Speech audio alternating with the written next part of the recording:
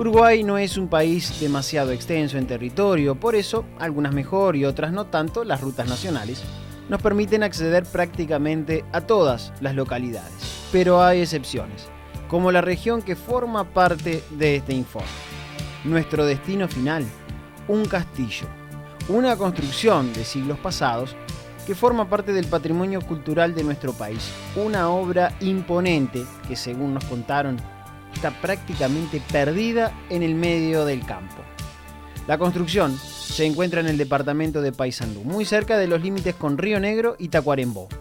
Luego de recorrer varios kilómetros de la Ruta 5 pasamos por Paso de los Toros y nos internamos en el campo, en caminos que unen ciudades con otras, pero en medio guardan una parte muy importante de la historia nacional.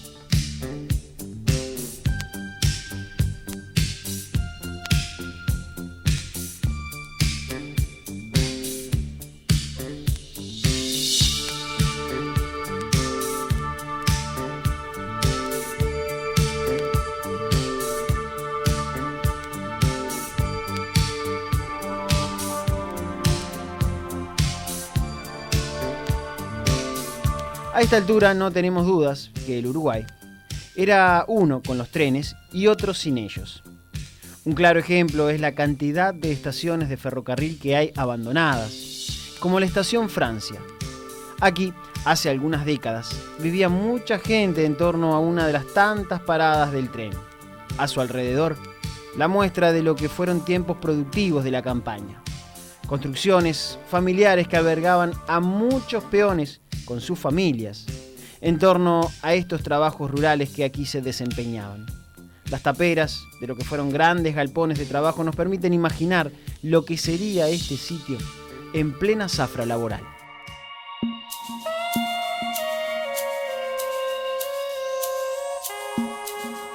El tiempo parece haber cambiado la fisonomía de los lugares más apartados, pero solo en lo que tiene que ver con el hombre, porque la naturaleza sigue siendo un tesoro en los sitios donde el ser humano marca poca presencia. Los arroyos, que en pleno verano tienen un cauce importante, forman sitios que por lo lejos y de difícil acceso parecen estar intactos.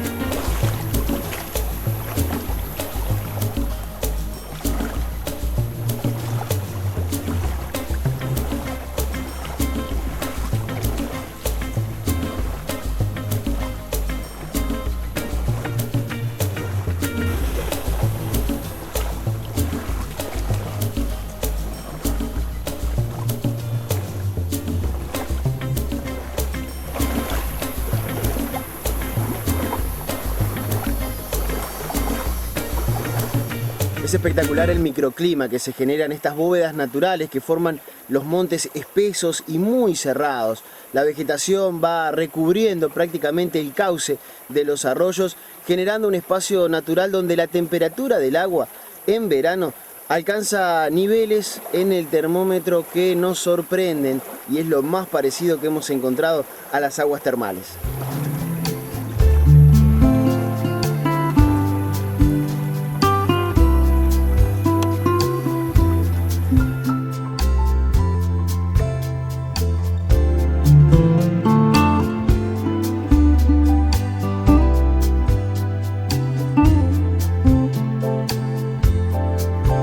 La distancia, el calor y la hora hacen que este arroyo, además de muy lindo, se convierta en el sitio ideal para almorzar.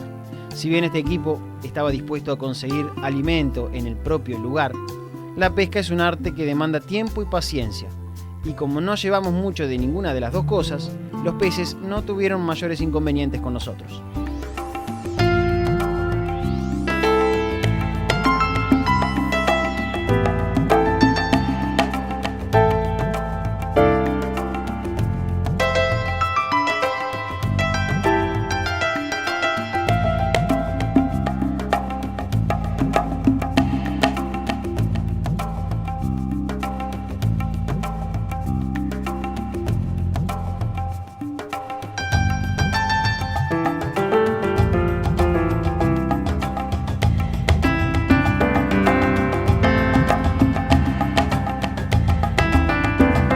Siguiendo por el camino que atraviesa varios departamentos y que por nombre lleva Ruta 90, seguimos explorando lugares un tanto abandonados, antes de llegar al castillo que les queremos mostrar. Casas que quedaron con objetos en su interior como si los propietarios hubiesen salido corriendo de ellas. Cascos de estancias, como este, hay por todos lados. Pero este nos llamó la atención por tener en su interior algunos efectos de quienes hasta no hace mucho vivieron allí. Con el permiso de los propietarios para acercarnos, entendemos por qué en el campo hay tantas historias y leyendas. Hay que entender que una práctica común en la campaña era enterrar a los familiares en cementerios dentro de los predios. Imaginen estas casas en noches de luna llena, con restos humanos enterrados muy cerca. Es muy común que en reuniones de los lugareños se fantaseara con la presencia de hechos paranormales sin mucha explicación científica.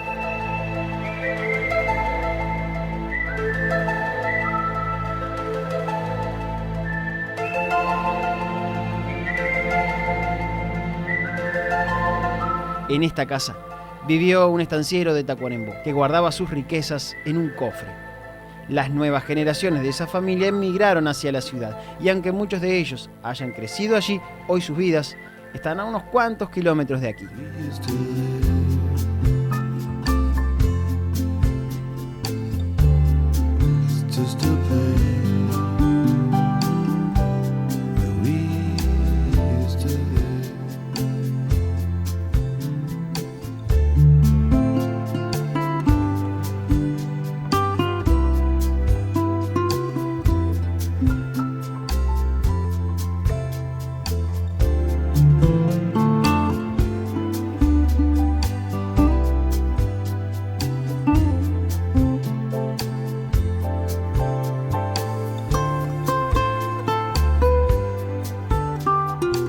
Todavía nos queda un rato para llegar a nuestro objetivo y cada kilómetro que avanzamos nos sorprendemos un poquito más con las cosas que existen en el interior.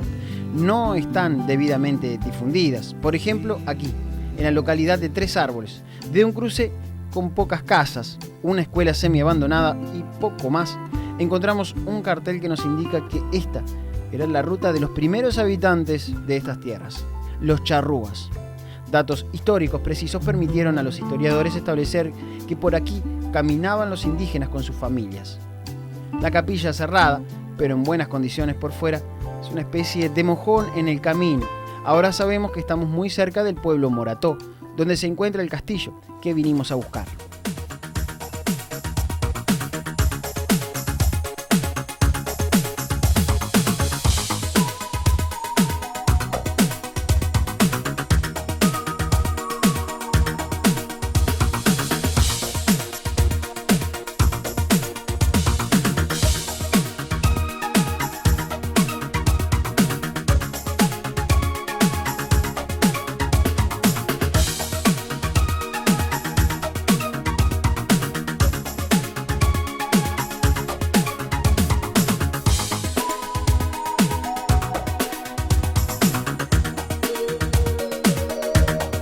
Al llegar, como es aconsejable, paramos en el almacén, típico, para preguntar en qué lugar exacto encontraríamos el castillo de la familia Morató. Para sorpresa nuestra, estábamos a otros 30 kilómetros de ese sitio. Y si bien a esa altura, 30 kilómetros más o 30 kilómetros menos era lo mismo, surgió un inconveniente, el combustible. Afortunadamente, hay almacenes de pueblo que venden de todo. Y cuando digo de todo, es así. Y aunque suene un poco raro, el almacenero nos despachó el gasoil necesario para completar el viaje.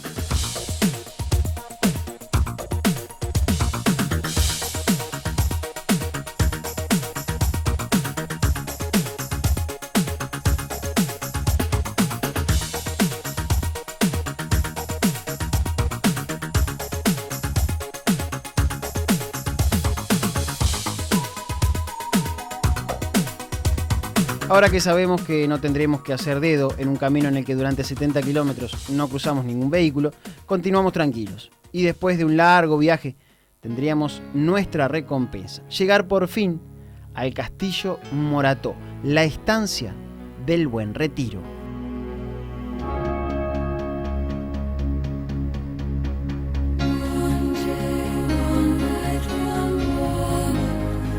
Dreams could be tomorrow.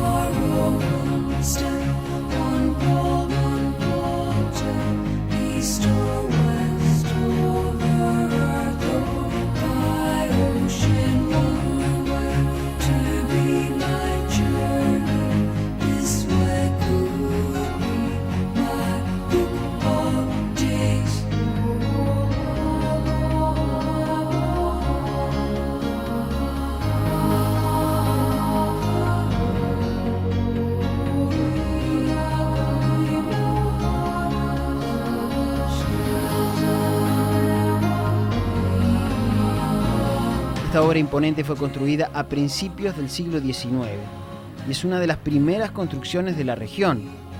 Su forma de castillo cerrado se debe a que el objetivo no era solo el hospedaje de los pobladores, sino defender la zona de las invasiones portuguesas. El hecho de estar en un lugar estratégico del país hizo que esa zona también fuera centro de reuniones políticas muy importantes para los destinos de una república que se estaba formando por aquel entonces. La importancia de esa parte del país queda reflejada en las batallas que registra la historia en los alrededores de Morató.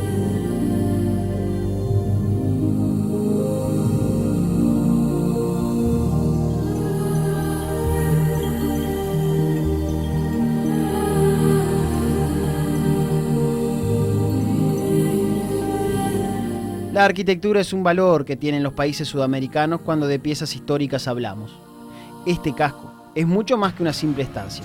Es un refugio histórico tan importante como ignorado, con una historia que vale la pena compartir, que no tiene desperdicios. Cuentan en la zona que cuando el doctor Julio María Sanguinetti era presidente, sobrevoló un día ese lugar en un viaje presidencial hacia el norte del país. Al pasar sobre el castillo, pidió al piloto del helicóptero que descendiera para ver de cerca la construcción. Sus conocimientos de la historia le permitieron ver desde el aire que se trataba de un lugar de suma importancia y por eso tomó la decisión. Una vez en tierra, cuenta el relato popular, que la comitiva se topó con un cuidador que los recibió. Ante la solicitud de ingresar al castillo, el hombre respondió con el acento característico de los peones rurales de otras épocas, que sus patrones le habían dicho que nadie podía entrar.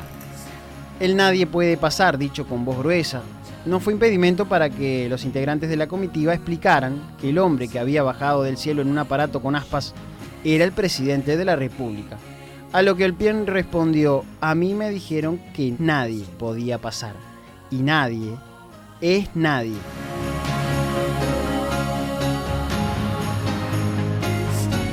El relato popular continúa diciendo que Sanguinetti, en medio de la sorpresa y la gracia que le generó la situación, ordenó emprender la marcha nuevamente. Cuando los dueños del lugar se enteraron, casi escriben un libro de disculpas para con el primer mandatario de aquel entonces. De allí en más, nadie ha podido ingresar por ningún motivo al castillo.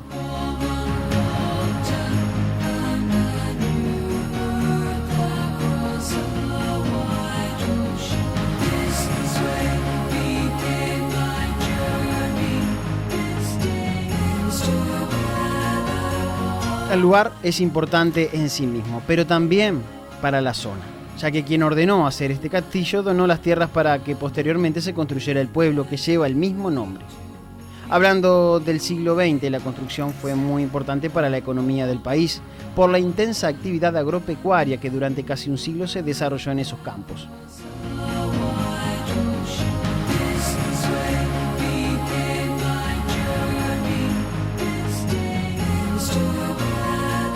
Lejos de toda ruta importante, escondido en el medio de la nada, este lugar es desconocido, incluso para las personas que viven en un radio de 50 kilómetros. En la actualidad, el lugar es administrado por un estudio rural de la capital del país. Los integrantes de la familia a quienes pertenecen los campos y la construcción no han decidido hasta el momento que el lugar se transforme en un museo que la gente pueda visitar, aunque un museo ya es.